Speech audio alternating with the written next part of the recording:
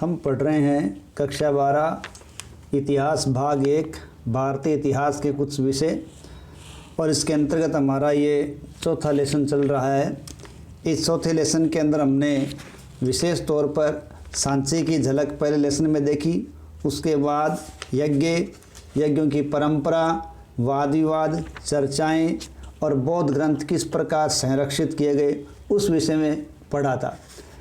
इसके आगे का ये अध्ययन है, उसकी शुरुआत है लौकिक सुखों से आगे, यानी लोक के सुखों की तरफ जनता का ध्यान सा उससे आगे की ओर लोगों का ध्यान प्रेषित कराने के लिए जो संदेश देने वाले दार्शनिक आए, उनमें महावीर स्वामी, गौतम बुद्ध आदि का नाम लिया जाता है। तो सबसे पहले यहाँ देखो दिया गया महावीर स्वामी का संदेश। देखिए ईसा पूर्व 6वीं शताब्दी, जैसे हम कह रहे हैं कि धार्मिक उथल पुथल की पूरे विश्व के लिए ही क्रांति थी या शताब्दी थी, तो 600 ईसा पूर्व से पहले भी देखिए जैन सिद्धांत है वो प्रचलित थे, क्योंकि जैन परंपरा के अनुसार ये माना गया है कि जैन परंपरा में कुल मिलाकर 24 तीर्थंकर हुए हैं, जिनमें से महावीर स्वामी अंतिम और 24वें तीर्थंकर थे। ठीक है, और उनसे पहले 23 तीर्थंकर पहले हो चुके थे। अब बात ये आती है कि तीर्थंकर कहाँ गिने जाता है, यानी वे महापुरुष जो पुरुषों और महिलाओं को जीवन की नदी के पार पहुंचाते हैं, यानी ऐसे महापुरुष जो अन्य पुरुषों और महिलाओं को जीवन की नदी के पार पहुंचाते हैं, वो क्या कहलाते हैं? तीर्थंकर। तो ऐसे ही तीर्थंकर 24वें हुए हैं महावीर स्वामी। उनके बारे में थोड़ी सी जानकारी देखिए। हालांकि ये जानकारियाँ आपकी बुक में तो नहीं है, लेकिन ये टॉपिक ऐसा है जो कहीं भी किसी भी क्लास में आपका पीछा नहीं छोड़ेगा, इसलिए मैं इसे संबंधित थोड़ी जानकारी देने का प्रयास करता हूँ। देखिए महावीर स्वामी का जन्म है 599 ईसा पूर्व में कुंडग्राम वैशाली बिहार में हुआ था। ठीक है, और महावीर स्वामी के पिता का नाम सिद्धार्थ, उनकी माता का नाम त्रिशला और उनकी पत्नी का नाम यशोदा था। और जैन धर्म में जैसा कि बता रहे हैं 24 तीर्थंकर हुए हैं, उनमें पहले तीर्थंकर हुए हैं ऋषभदेव या आदिनाथ। ठीक है, ऋषभदेव या आदिनाथ पहले तीर्थंकर थे, और पार्श्वनाथ है वो काशी नरेश अश्वसेन के पुत्र थे, और ये जैन धर्म के 23वें तीर्थंकर हुए हैं, और अंतिम 24वें तीर्थंकर हुए हैं महावीर स्वामी। ठीक है, तो महावीर स्वामी ने तप किया और 30 वर्ष की आयु में उन्होंने गृह त्याग कर तप की मार्ग अग्रसर कर लिया या तप को अपना लिया था। ठीक है, और इन्होंने क्या बताया, इनकी कुछ विशेष बातें जो हमें इनकी शिक्षा के रूप में देखने को मिलती हैं, उनमें क्या है? देखो जैन धर्म की सबसे महत्वपूर्ण अवधारणा तो यही है कि जो संपूर्ण विश्व है वो प्राणवान है। ठीक है, इसलिए जैन धर्म ये मानता है कि पत्थर, चट्टान, जल, इन सब में जीवन है। इसलिए इनका मुख्य केंद्र बिंदु है अहिंसा है, यानी संपूर्ण जीवन प्राणवान है, यानी सभी में जीवन है। इसलिए जीवों के प्रति अहिंसा इनका मुख्य बिंदु है, जिनमें इंसानों, जानवरों, पेड़ पौधों और कीड़े मकोड़ों को न मारना। ठीक है, यानी कीड़े मकोड़ों को भी नहीं मारना, ये संपूर्ण जैन दर्शन का केंद्र बिंदु है। आज भी हम जैन साधु साध्वियों को देखते हैं कि वो नंगे पांव चलते हैं, इसीलिए ताकि उनके पैरों के नीचे आकर भी जीवों की हत्या न हो। इस प्रकार इनका केंद्र बिंदु क्या हो गया? अहिंसा हो गया। ठीक है, वस्तुतः जैन धर्म के अहिंसा के सिद्धांत ने संपूर्ण भारतीय चिंतन परंपरा को प्रभावित किया है। जैन धर्म के अनुसार जन्म और पुनर्जन्म का चक्र कर्म के द्वारा निर्धारित होता है। इसका मतलब पुनर्जन्म वो किस पर आधारित है? कर्म पर आधारित है, कि मनुष्य जैसा कर्म करेगा उसी के आधार पर उसका पुनर्जन्म होना तय है। ये जैन धर्म मानता है, और जैन धर्म के अनुसार इस कर्म के चक्कर से मुक्ति पाने के लिए त्याग और तपस्या की आवश्यकता होती है। ये संसार के त्याग से ही संभव हो पाता है। इसलिए मुक्ति के लिए विहारों में रहें वहाँ निवास करे, और ये निवास करना एक अनिवार्य नियम सा बन गया। ठीक है, और इसी के कारण समाज में 5 अणुव्रत या महाव्रत चल पड़े।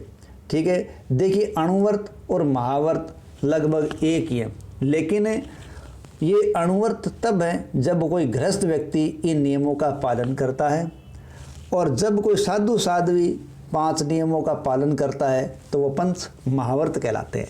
अब ये पंच महाव्रत क्या है? सत्य, अहिंसा, असतेय, अपरिग्रह और ब्रह्मचर्य। ठीक है, सत्य यानी वचन से बिल्कुल सत्य रहो।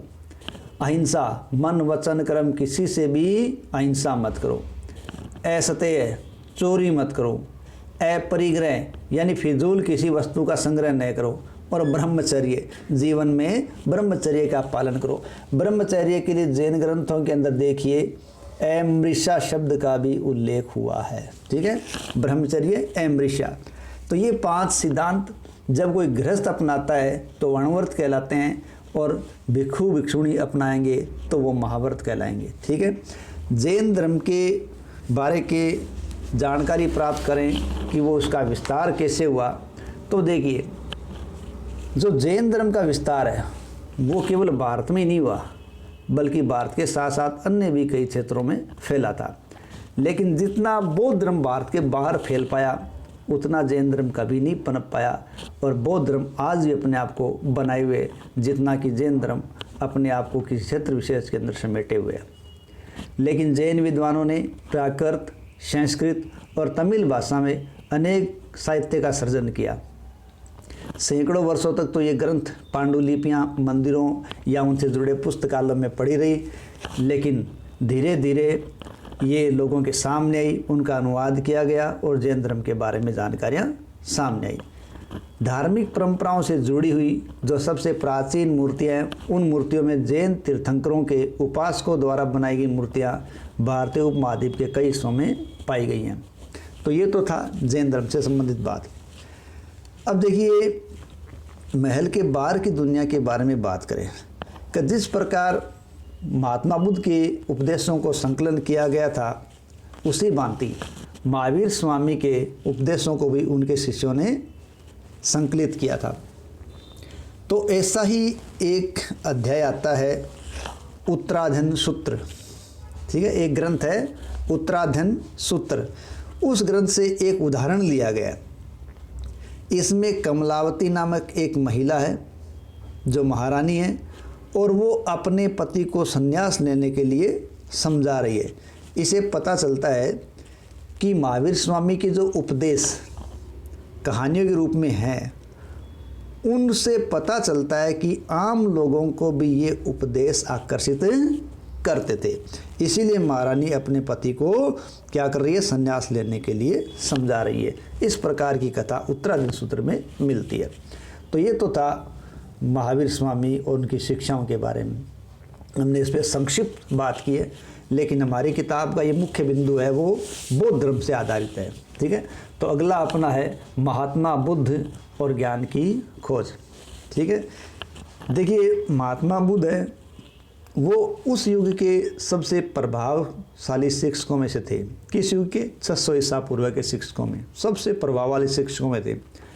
सैकड़ों वर्षों के दौरान उनके संदेश है वो इस पूरे उपमहाद्वीप में फैल गए, और बाद में इस उपमहाद्वीप से होते हुए मध्य एशिया, चीन, कोरिया, जापान और श्रीलंका से समुद्र पार करके म्यांमार, थाईलैंड और इंडोनेशिया तक ये संदेश फैल गए। किसके संदेश? महात्मा बुद्ध के संदेश फैल गए। ठीक है, तो थोड़ी सी जानकारी हम महात्मा बुद्ध के बारे में देखें तो देखिए महात्मा बुद्ध का जन्म 563 ईसा पूर्व में कपिलवस्तु, नेपाल, हिमालय की तराई वाले भाग में हुआ था।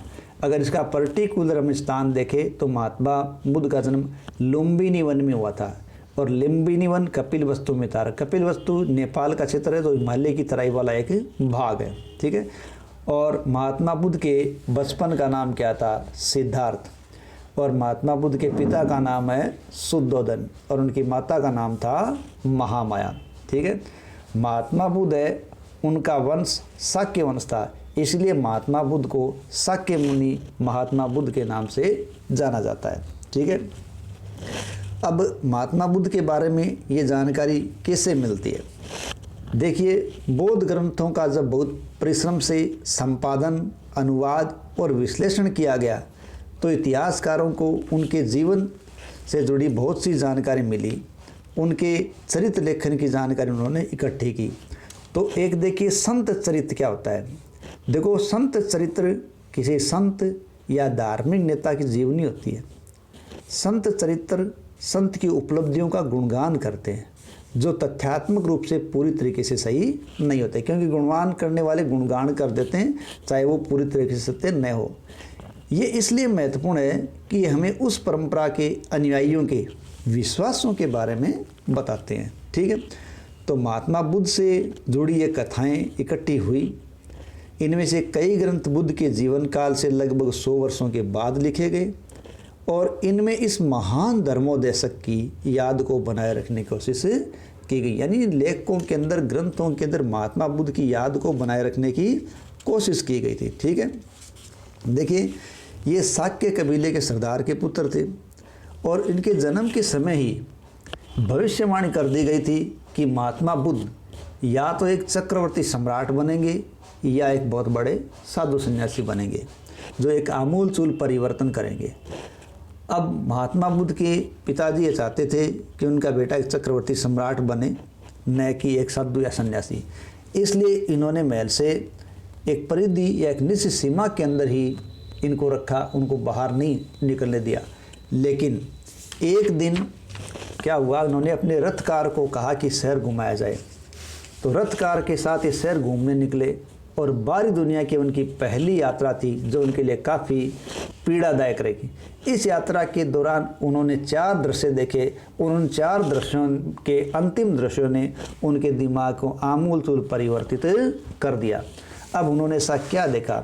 यात्रा के सबसे पहले चरण में उन्होंने एक वृद्ध व्यक्ति को देखा, ठीक है, और उसके बाद उन्होंने एक रोगी व्यक्ति को देखा और तीसरा दृष्टि उन्होंने एक मृत व्यक्ति को देखा।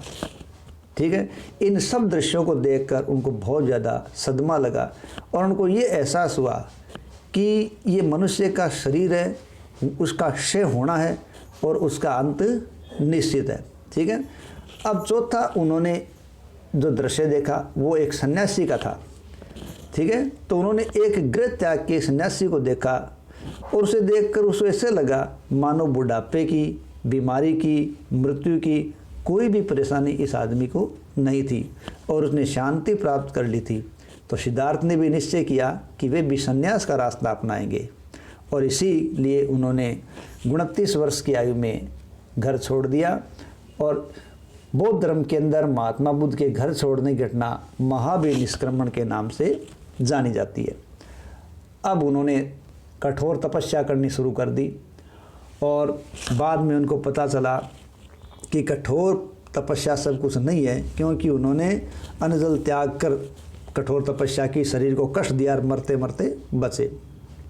तब उन्होंने जीवन के अंदर मध्यम मार्ग को अपनाया और कुछ दिनों तक ध्यान मगन रहते हुए उनको ज्ञान की प्राप्ति हुई और उस ज्ञान को 35 वर्ष की आयु में उन्होंने प्राप्त किया और वो ज्ञान केवल्य ज्ञान कहलाया। ठीक है, और ज्ञान प्राप्ति के बाद ये बुद्ध कहलाए, यानी शुरुआत में सिद्धार्थ और अब बुद्ध कहलाए। ठीक है, और महात्मा बुद्ध की मृत्यु या निर्वाण चुंद के दिए गए भोजन से 483 ईसा पूर्व के 482 ईसा पूर्व के आसपास माना जाता है। ठीक है, अब बुद्ध की शिक्षाओं की जहाँ तक बात आती है, देखिए बौद्ध धर्म की शिक्षाओं के बारे में जानकारी हमें त्रिपिटक से मिलती है। त्रिपिटक एक पाली भाषा का शब्द है जिसका मतलब होता है 3 टोकरी। अब ये 3 पिटक कौन कौन से हैं? विनय पिटक, सुत्त पिटक और अभिधम पिटक। कौन कौन से?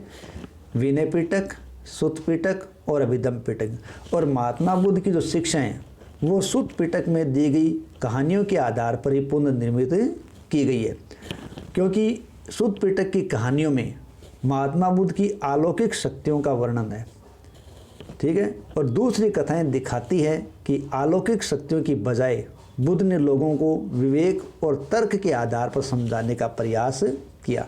यानी एक तरफ सुत्त पिटक के अंदर क्या है, बुद्ध को अलौकिक शक्तियों वाला पुरुष दिखाया गया है, लेकिन दूसरी कथाओं से पता चलता है कि महात्मा बुद्ध ने अलौकिक शक्तियों की बजाय लोगों को विवेक और तर्क के आधार पर समझाने का प्रयास किया है। जैसे जब एक महिला अपने मृत बच्चे को लेकर महात्मा बुद्ध के पास आई तो उन्होंने बच्चे को जीवित करने के बजाय उस महिला को मृत्यु के अवश्यंभावी होने की बात समझाई। तो ये कथाएं आमजन की भाषा में या जनता में बस गई, रच गई और आसानी से लोग उनको समझने लग गए। बौद्ध दर्शन के अनुसार विश्व वो अनित्य है, ठीक है, यानी ये लगातार बदल रहा है। ठीक है, विश्व क्या है, अनित्य है, यानी नियत कुछ भी नहीं है, इसमें लगातार बदलाव आ रहा है और आत्मा विहीन है, यानी आत्मा का इसमें कोई अस्तित्व नहीं है, क्योंकि यहाँ कुछ भी स्थायी या शाश्वत नहीं है, क्षणभंगुर है, बदल रहा है। इस क्षणभंगुर दुनिया में दुख मनुष्य के जीवन का एक अंतर्निहित तत्व है। ठीक है, यानी दुख मनुष्य का एक अंतर्निहित तत्व है और घोर तपस्या और विशेष शक्ति के बीच का मार्ग अपनाकर मनुष्य इस दुनिया के दुखों से मुक्ति प्राप्त कर सकता है। यानी घोर तपस्या और विशेष शक्ति, ठीक है, विशेष शक्ति के बीच का मार्ग यदि वो अपनाए, मध्यम मार्ग वो अपनाए, तो इस दुनिया के दुखों से मुक्ति संभव है। तो बौद्ध धर्म की प्रारंभिक परंपराओं में भगवान का होना या न होना भी क्या है, एक अप्रासंगिक था। यानी घोर तपस्या, अनिश्वरवादी और निर्वाण पर बल, यानी मनुष्य तप करके मध्यम मार्ग द्वारा क्या कर सकता है, निर्वाण प्राप्त कर सकता है। ठीक है, तो जीवन में मध्यम मार्ग अपनाने और निर्वाण कर्म करने की बात कही। महात्मा बुद्ध का मानना था कि समाज का निर्माण इंसानों ने किया है, ईश्वर ने नहीं। इसलिए उन्होंने राजाओं, गृहपतियों, दयावान, ठीक है, यानी उन्होंने ये मान लिया कि ये ईश्वर का निर्माण नहीं है, इंसानों का ही समाज है ये। इसलिए राजाओं, गृहपतियों को उन्होंने दयावान और आचरणवान होने की सलाह दी। ऐसा माना जाता था कि व्यक्तिगत प्रयास से सामाजिक परिवेश को बदला जा सकता है, यानी सामाजिक परिवेश को बदलने के लिए व्यक्तिगत प्रयास सही है। बुद्ध ने जन्म मृत्यु के चक्कर से मुक्ति, आत्मज्ञान और निर्माण के लिए व्यक्ति केंद्रित हस्तक्षेप और सम्यक कर्म की कल्पना की। यानी महात्मा बुद्ध ने जन्म मृत्यु के चक्कर से मुक्ति प्राप्त करने के लिए, आत्मज्ञान प्राप्त करने के लिए और निर्वाण के लिए, किस किस के लिए, जन्म मृत्यु के चक्कर से मुक्ति पाने के लिए, आत्मज्ञान के लिए और निर्वाण के लिए व्यक्ति केंद्रित हस्तक्षेप और सम्यक कर्म की कल्पना की थी। यानी स्वयं व्यक्ति ही अपना निर्माण कर सकता है। इसका मतलब था कि अहम और इच्छा का खत्म हो जाना, जिससे गृह त्याग करने वालों के दुख के चक्कर का अंत हो सकता था। यानी अपने अहम और इच्छा का त्याग कर दो, जिससे गृह त्याग करने वालों के दुख के चक्कर का अंत हो जाएगा। बौद्ध परंपरा के अनुसार अपने शिष्यों के लिए उनका एक अंतिम उपदेश था। यानी महात्मा बुद्ध ने अपने शिष्यों को जो उपदेश दिया था, उन उपदेशों में अंतिम उपदेश क्या था कि तुम अपने लिए खुद ही ज्योति बनो, क्योंकि तुम्हें खुद ही अपनी मुक्ति का रास्ता ढूंढना है। यानी खुद को निर्माण प्राप्त करने के लिए प्रयास करना पड़ेगा, ये उन्होंने बात कही थी। अब व्यवहार में बौद्ध धर्म को देखें तो सिद्ध पिटक से एक बुद्ध सिगल नाम के अमीर गृहपति को सलाह देते हैं। यानी व्यवहार में बौद्ध धर्म था, इसका पता चलता है कि सुत्त पिटक से एक उदाहरण दिया जाता है जिसमें बुद्ध सिगल नाम के एक अमीर गृहपति को सलाह देते हैं कि उनको अपने माता पिता, शिक्षक और पत्नी के साथ किस प्रकार का व्यवहार करना चाहिए। मालिक और नौकर के साथ 5 तरह से देखभाल करनी चाहिए और इसी तरह श्रमणों को भी उन्होंने 5 प्रकार से देखभाल करने का उनको उपदेश दिया था। नेक्स्ट हम देखते हैं बौद्ध धर्म के अनुयायी। ठीक है, देखिए धीरे धीरे बुद्ध के शिष्यों का एक दल तैयार हो गया।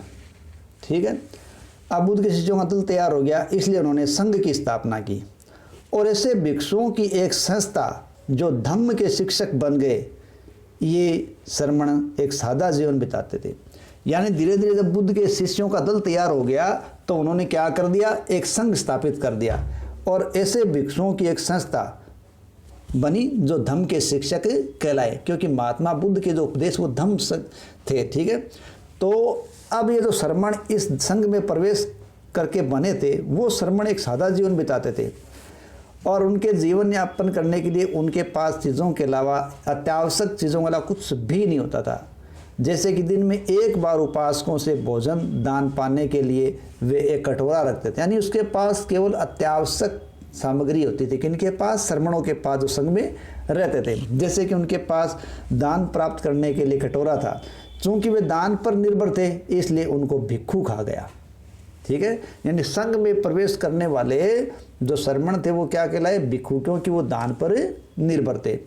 शुरू में तो देखो सिर्फ पुरुष ही संघ में थे, लेकिन बाद में महात्मा बुद्ध के जो प्रिय शिष्य थे आनंद, उनके कहने पर, उनके समझाने पर महात्मा बुद्ध ने महिलाओं को भी संघ में आने की अनुमति प्रदान कर दी और इस प्रकार बुद्ध की उपमाता यानी मौसी महाप्रजापति गौतमी संघ में प्रवेश कर पाई और संघ में प्रवेश करने वाली पहली महिला कौन बनी? महाप्रजापति गौतमी बनी और कहते हैं उन्हीं के आधार पर महात्मा बुद्ध को गौतम भी कहा जाता है।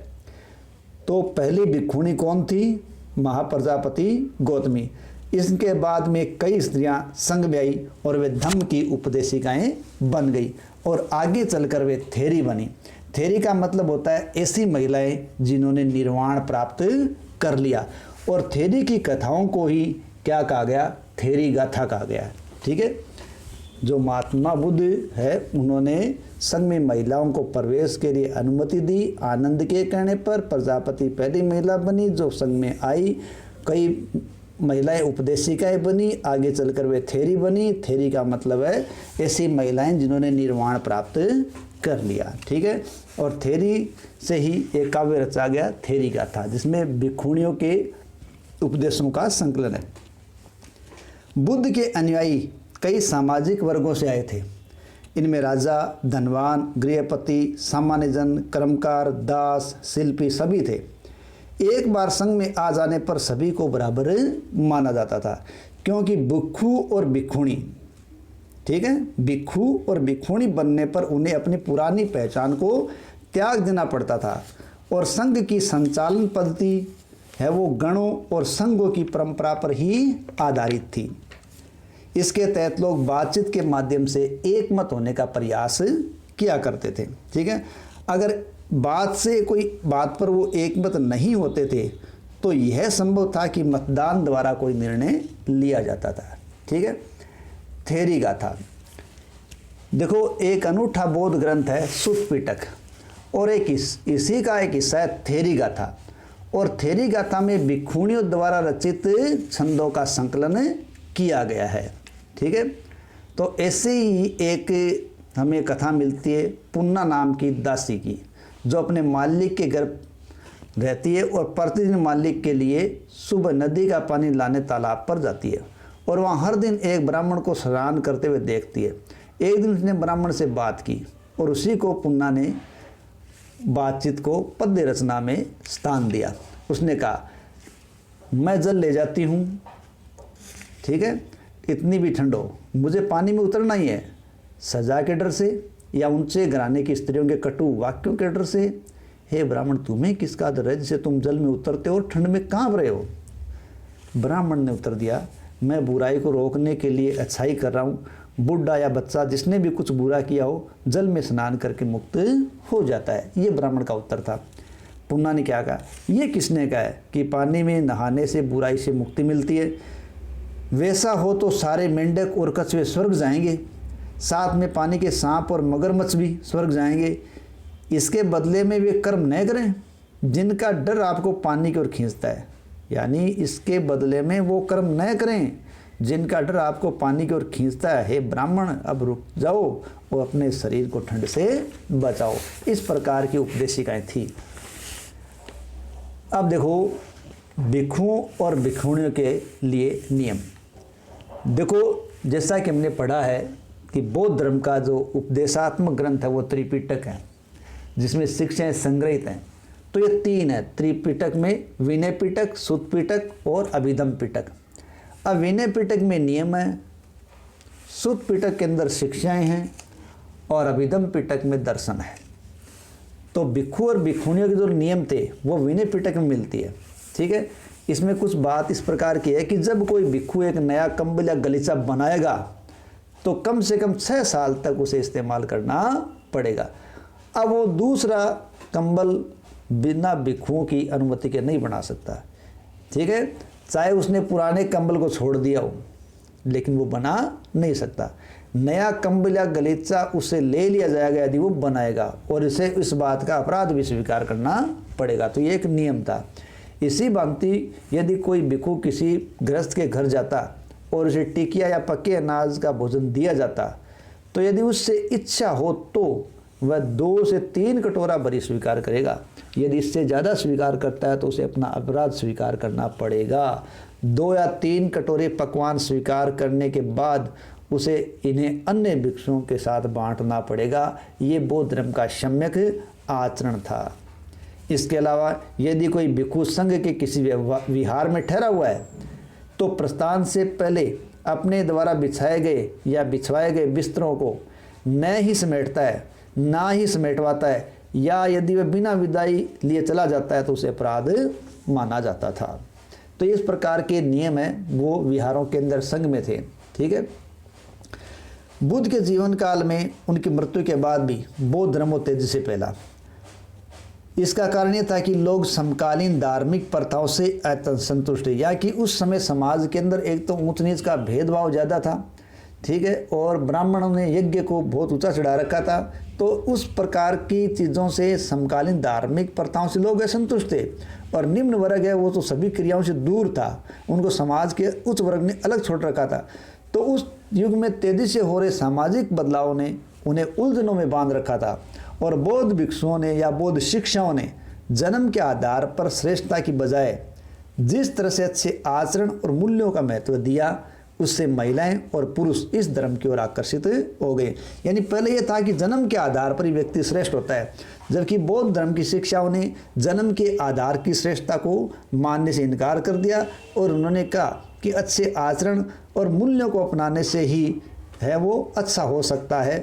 तो इसलिए उसकी श्रेष्ठता बौद्ध धर्म की ओर आकर्षित हो गई। खुद से छोटे और कमज़ोर लोगों की तरफ मित्रता और करुणा के भाव को उन्होंने महत्व दिया। यह आदर्श काफ़ी लोगों ने अपनाए और बौद्ध धर्म की ओर अग्रसित हो गए, जिसके कारण राजा, धनवान, गृहपति सभी ने बौद्ध धर्म को अपनाया और अपना अपना प्रचार के क्षेत्र में योगदान भी दिया था। इसी के साथ अपना आज का लेसन समाप्त होता है। इसी में इतना ही करेंगे, शेष अगले पार्ट में।